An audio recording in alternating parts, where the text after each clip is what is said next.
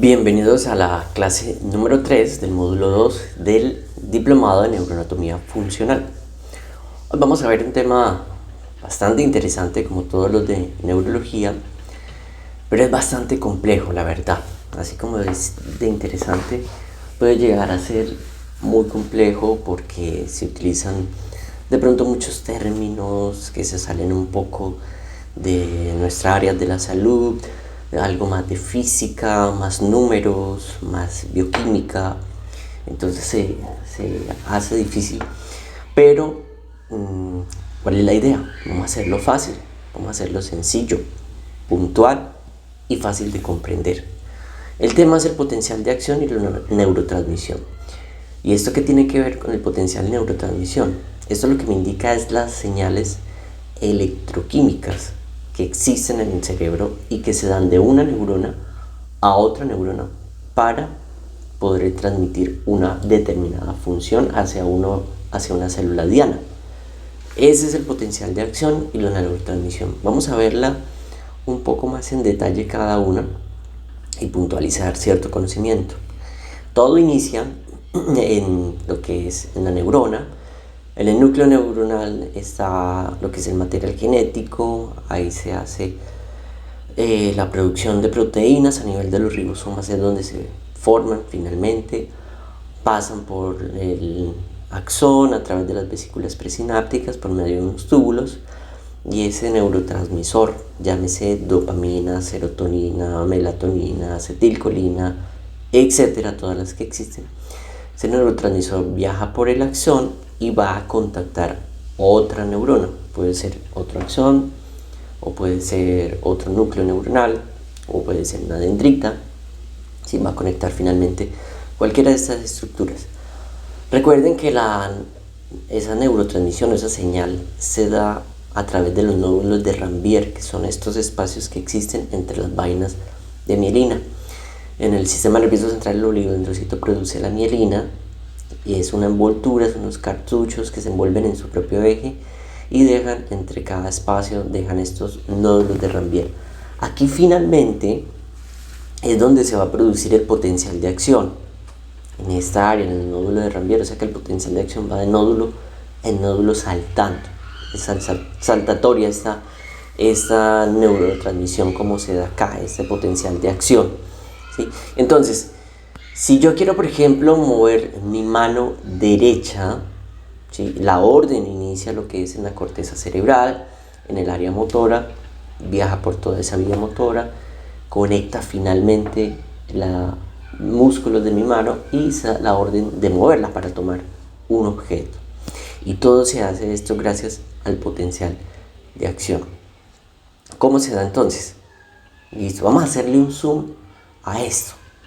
A este espacio que vemos vamos a hacerle zoom, vamos a agrandarlo un poco y vamos a empezar a ver estructuras un poco más complejas. Entonces tenemos el axón, ¿sí? Que por fuera se puede hacer un esquema como si fuera un cilindro, en realidad no es un cilindro. Si lo cortamos por toda la mitad de ese cilindro, vamos a ver que en su interior aparecen todas estas estructuras. El interior del axón vamos a llamar intracelular y por fuera del axón lo vamos a llamar extracelular. Todo lo que recubre a ese axón es lo que es la membrana celular. Y esa membrana celular la vemos acá, es una bicapa fosfolipídica o es una capa bifosfolipídica. Tiene fósforo y tiene lípidos, o sea, tiene grasas. De ahí la importancia del consumo de grasas. Antes se creía que las grasas eran malas, se satanizaron por mucho tiempo, pero no. Hoy las grasas se saben que son necesarias. Inclusive, que vemos acá, vemos el colesterol que está en estas capas. En esta capa bifosfolipídica vamos a ver encontrar moléculas de colesterol. Por eso el consumo del colesterol es a través de carnes de animales. Ahí es donde vemos ese colesterol. Entonces tiene fosfato, es bifosfolipídica, tiene fosfato, tiene lípidos.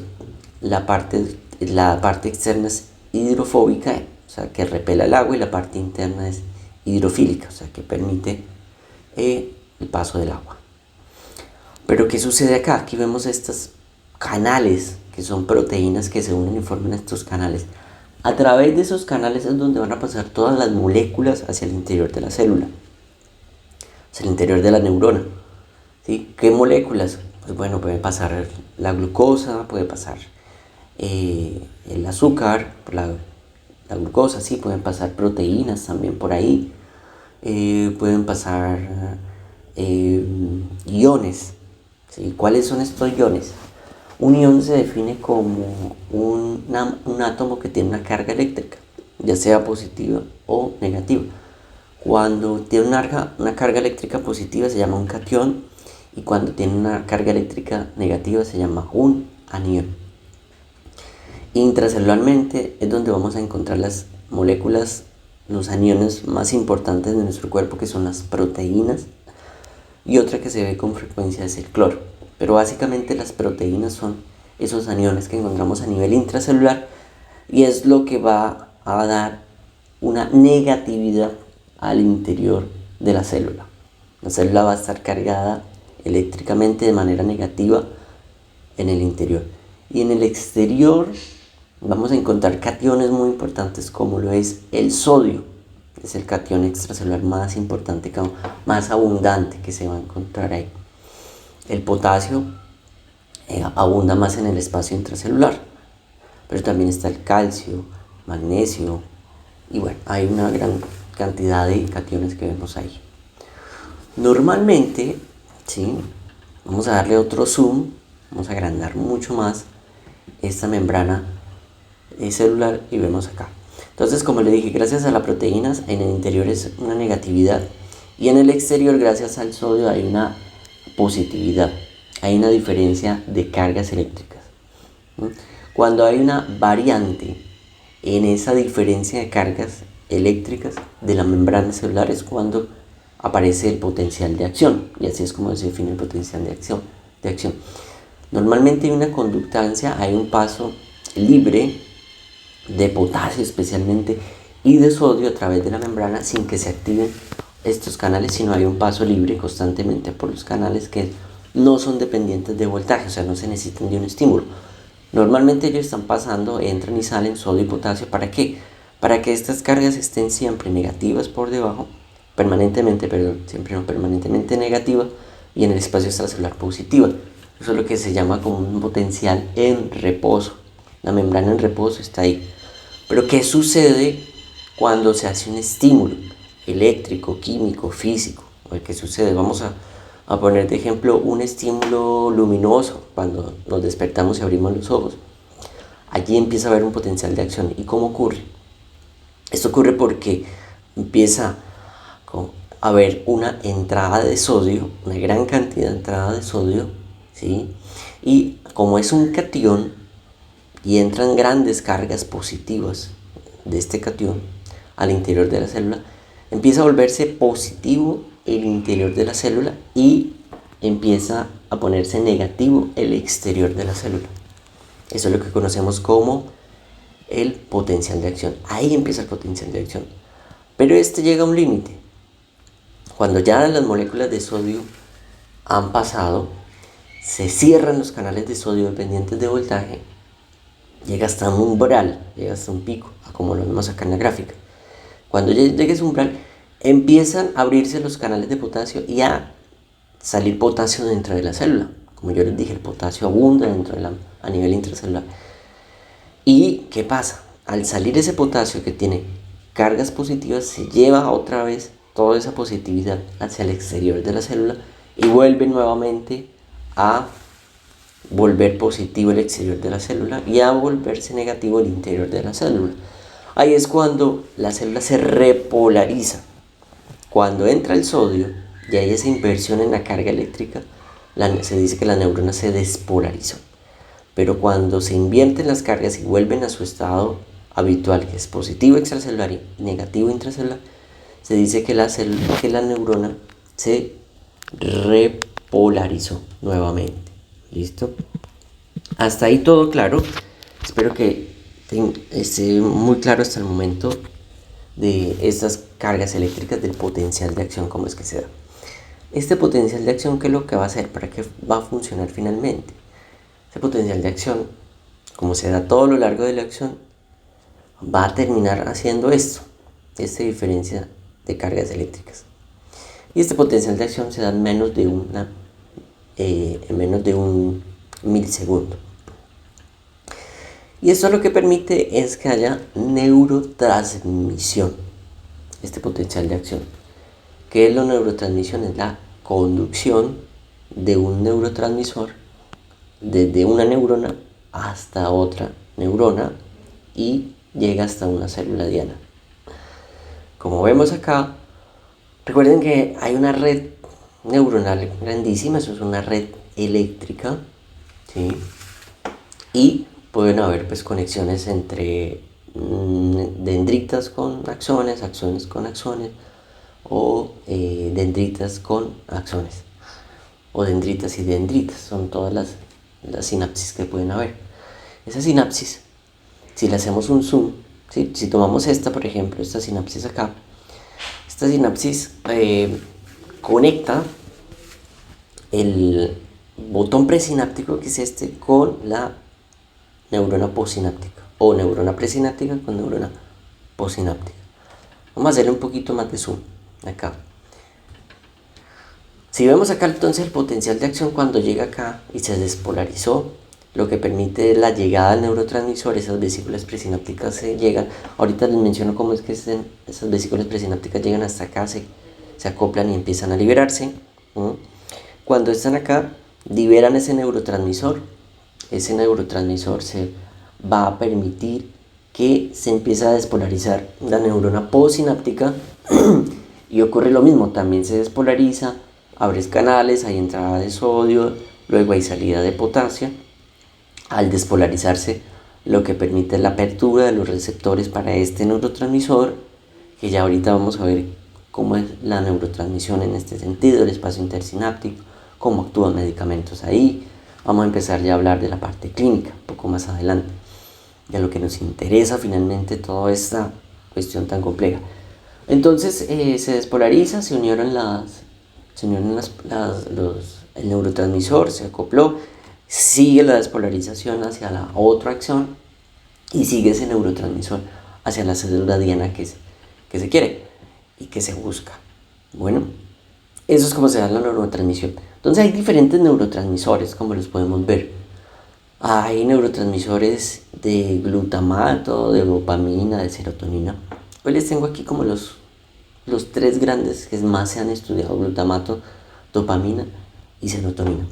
Básicamente en todos ocurren lo mismo, solamente que hay diferentes proteínas y enzimas que van a actuar sobre la neurotransmisión específicamente. Cuando todo ese potencial de acción llega, continúa e impulsa el movimiento de ese neurotransmisor va a través de unos microtúbulos que están acá y van unidos y van acoplados a unas proteínas que llaman vesículas presinápticas.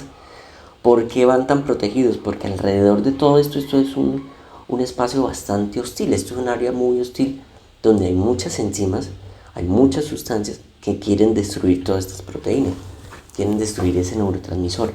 Entonces debe estar muy protegido por microtúbulos, por vesículas. Cuando llegó acá, hay una entrada de calcio, que es otro ion. Esa entrada de calcio va a activar otras proteínas que son las siraptrobeurinas, citapsinas, que son proteínas que van a tomar la vesícula presináptica, la van a llevar hasta la membrana presináptica, o sea, la membrana celular de este axón, la van a acoplar, la van a pegar, y eso van a permitir su liberación y el acoplamiento al botón postsináptico, o sea, la otra neurona. Eso es lo que hacen esas proteínas. Finalmente, una parte de ese neurotransmisor se va a recaptar, ¿sí? Una recaptación. Otro se va a destruir por unas enzimas que hay acá, ¿sí? Otro y otro se queda aquí para que en el próximo potencial de acción sirva y vuelva a funcionar también. Esa es como la finalidad que termina con el neurotransmisor, así termina finalmente. Hay unas enzimas que están acá y destruyen, ¿sí? Hay unos medicamentos y hay unas sustancias que inhiben la destrucción de estos neurotransmisores en este espacio intersináptico. Ejemplo, le voy a poner un ejemplo con la dopamina, ¿sí? Hay transportadores de la recaptación, ¿sí? Y lo que son las anfetaminas inhiben esa recaptación, inhiben a las proteínas que van a recaptar esa dopamina para que vuelva al botón presináptico y se vuelva a usar. Entonces, ¿qué pasa? Al inhibirlas va a quedar más dopamina en este espacio y ahí es cuando estas anfetaminas, estos alucinógenos, producen los síntomas psicóticos en las personas. Empiezan a alucinar, empiezan a tener agitación motora. ¿Y es por qué? Porque hay una gran cantidad de dopamina ahí. Otro ejemplo sería con medicamentos que inhiben la recaptación de serotonina, los SIRTs. La fluoxetina es un ejemplo. Entonces, al inhibir la recaptación de serotonina en ese espacio intersináptico va a haber se va a contar con más serotonina y va a funcionar mucho más y va a tener un efecto mayor la serotonina. Con la acetilcolina en la enfermedad de Alzheimer, entonces existen los anticolinesterásicos, por ejemplo, como la ribastigmina. La ribastigmina, ¿qué hace? Va a agarrar esa enzima que llama colinesterasa, la va a inhibir y lo que permite es que haya más, se cuente con más acetilcolina en este espacio intersináptico. Recuerden que en la enfermedad de Alzheimer hay una pérdida de las neuronas colinérgicas y al haber pérdida de las neuronas colinérgicas pues va a haber poca acetilcolina y la acetilcolina actúa en muchas partes, entre esas a nivel prefrontal en las funciones mentales. Muy bien, entonces eso es así es como actúan los neurotransmisores y cómo se pasa la neurotransmisión. Hay otros medicamentos que llamamos bloqueadores de canales, que son muy típicos en las personas que tienen epilepsia y que se utilizan, ¿sí? Los bloqueadores de canales uno de los más conocidos son los bloqueadores de canales de sodio, como la fenitoína, la carbamazepina, la lamotrigina. Lo que van es inhibir a esos canales dependientes de voltaje, los van a inhibir. No van a permitir que pasen de una gran cantidad de sodio. Entonces, algunos son dependientes de voltaje, como la carbamazepina. Entonces, cuando hay ese estímulo eléctrico, químico o lo que sea, van a estar inhibidos y no van a permitir la despolarización de la membrana y por lo tanto pues no va a haber una descarga epiléptica.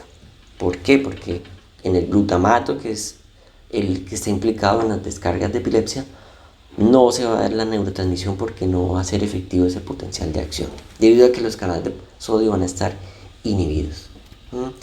También hay bloqueadores de canales de potasio, por ejemplo el ácido valproico tiene un efecto sobre bloquear los canales de potasio. También existen medicamentos que inhiben los canales de calcio, como el nimodipino, por ejemplo el nifedipino, inhiben esos canales de calcio. Y así vamos a encontrar también varios inhibidores de los diferentes canales que existen. Bueno, muy bien. Esto es lo que es el potencial de acción, es la neurotransmisión, cómo se da el paso de un neurotransmisor desde una neurona a otra neurona hasta finalmente llegar a una célula diana y cumplir la determinada función. Muy bien, estén muy atentos a la próxima clase porque vienen clases muy interesantes y que todo esto que vamos viendo lo vamos a ir aplicando poco a poco en las diferentes clases. Muchas gracias y nos veremos en la próxima.